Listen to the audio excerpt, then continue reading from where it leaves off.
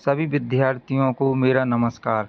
एक बार फिर मेरे चैनल KSA एजुकेशन में आप सभी का स्वागत है। हम मॉड्यूल के विकल्पों को फिर पढ़ेंगे। सामाजिक विज्ञान भूगोल अध्याय 4 कृषि के कुछ हम प्रश्नों को देखेंगे जो वार्षिक परीक्षा की दृष्टि से बहुत ही उपयोगी है। आने की पूरी संभावना है, इनको अवश्य पढ़ें। पहला प्रश्न है, कृषि एक व्यवसाय है तो कौन सा व्यवसाय है? प्राथमिक व्यवसाय है। कर्तन दहन कृषि प्रणाली का संबंध निम्न में से किससे है? तो प्रारंभिक जीविका निर्वाह कृषि से हो। तीसरा है, मध्य प्रदेश में स्थानांतरित कृषि को निम्न में से किस नाम से जाना जाता है? तो ये जाना जाता है दहिया नाम से भी जाना जाता है और बेवर नाम से भी जाना जाता है। फिर अगला है,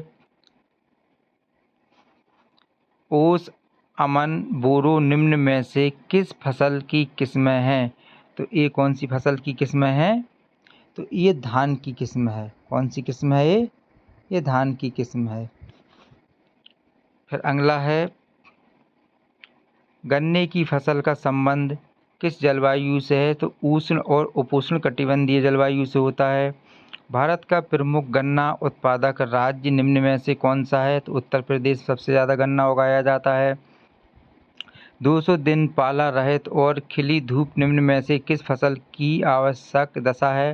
तो ये कपास के लिए होती है। निम्न में से किस फसल को पीला सोना कहा जाता है? तो सोयाबीन को क्या कहा जाता है? पीला सोना कहा जाता है। निम्न में से कौन सी रबी फसल है? चावल, मोटे अनाज, कपास, चना। इसका सही उत्तर क्या है? चना। भारत की 2/3 जनसंख्या किस कार्य में संलग्न है? तो कृषि कार्य में संलग्न है। प्रश्न नंबर 2 है, खालिस्तान। छत्तीसगढ़ और अंडमान निकोबार में स्थानांतरित कृषि को खालिस्तान कहा जाता है। क्या कहा जाता है? दीपा। देश में मूंगफली का प्रमुख उत्पादक राज्य कौन सा है? गुजरात है। कपास, जूट और सन खालिस्तान फसलों के नाम है। कौन सी फसलों के नाम है? ये रेशेदार फसलों के नाम है। कौन सी? रेशेदार।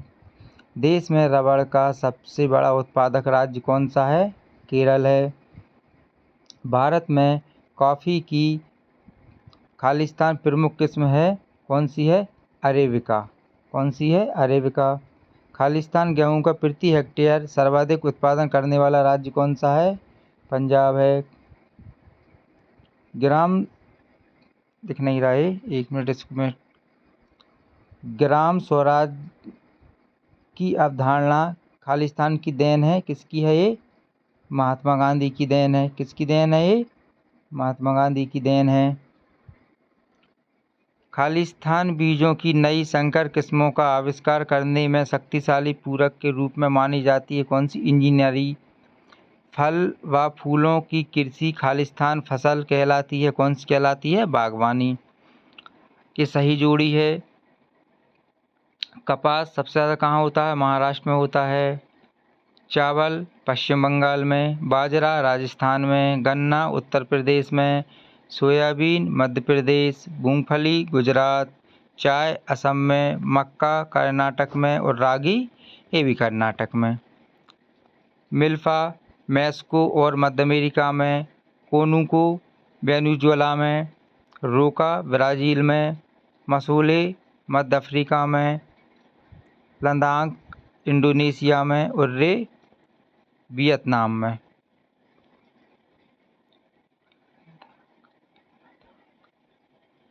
फिर आता है सतसत।